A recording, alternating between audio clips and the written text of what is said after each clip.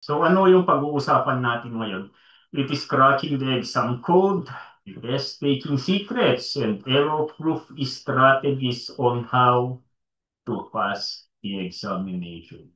For sure, kasi ang gumagawa kasi ng examination natin sa civil service, hindi po artificial intelligence yan. Tao din po sila. And gumagawa sila ng mga secrets, test, gumagawa sila ng mga tricks dyan para mas lalong magkakamali kayo. Or parang binubulabog ba kayo sa pagte-take ng examination? Yan ang role ng mga questions na yan. At ang daming style, ang daming techniques kung paano nila ginagawa yan. So ano naman ang gagawin natin?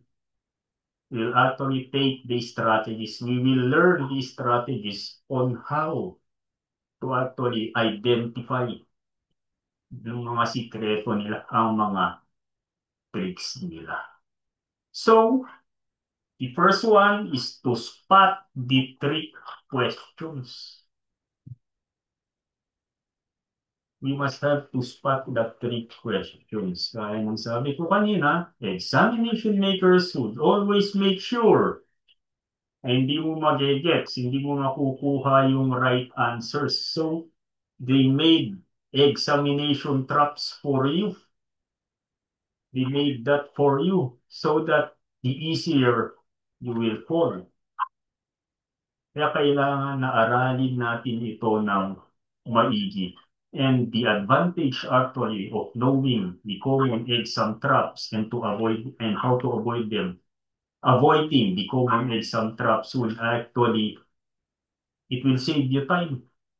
Makakapag-answer ka ng mabilis para may magagamit ka na oras mo sa inyong pag-review. So, ano na yung mga common traps na talaga na nandito? Take note of it that the more that you will learn of the common traps, the more that you would actually save time in taking the examination and the more that you could actually use the given time properly sa examination.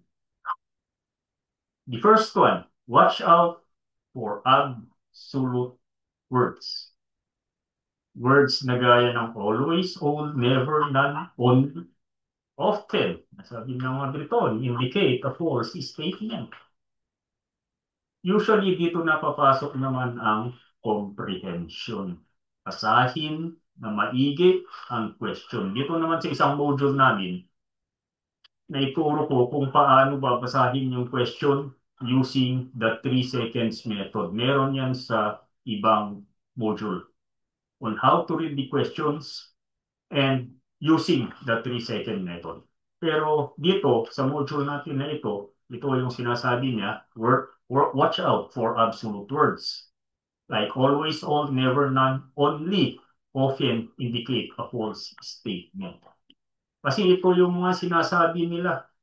Lalong ano to, sinasabi nila palagi ito sa assumption and conclusions, sa verbal analysis, and sa logical reasoning. Palagi ito. Tingnan natin kung paano nila ginagamit ang mga ito.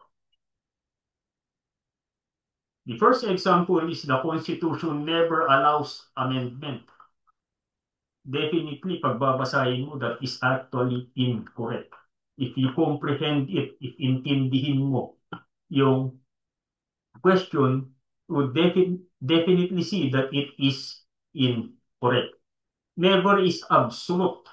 Ang Constitution daw ay hindi pinapayagan ang pagbabago nito. Translate it in your dialect to understand more. That word never actually is absolute. That makes the statement incorrect or wrong. Mas maigi pa, or it's more reasonable if they use the word rarely.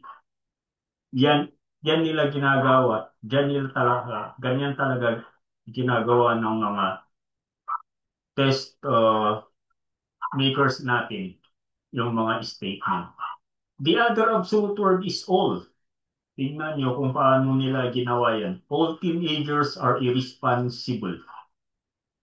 Hindi naman lahat siguro ng teenagers are responsible, di ba? Some maybe can be or maybe responsible, but many are very responsible. Dito mo man ginagamit yung comprehension mo or yung pagkaintindi mo sa question and how the word this they use these absolute words to actually trick you. No? If you look at them, if you learn more of them, parang kung minsan it is incorrect or illogical paglalabas naman ito sa logical analysis. It is illogical yung statement.